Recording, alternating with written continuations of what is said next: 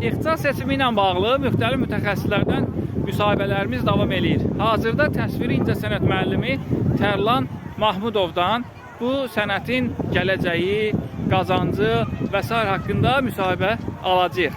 Tərlan bəy, xoş gördük sizi. Salam, salam. Necəsiz?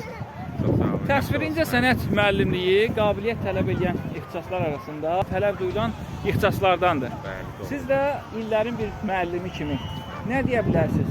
Bu sənət insanın ruhuna əlaqədar bir şeydir. Təsviri incəsənət müəllimi məzunları harda işləyə bilərlər? Məktəblərdə işləyə bilərlər, sənət mərkəzlərində işləmək mümkün. Bundan da əlavə öz əl işlərini işləyib sata bilərlər. Tələbə hazırlığı da etmək mümkündür. Qabiliyyət imtahanına hazırlaşan abituriyentlərə tövsiyəniz nə olar?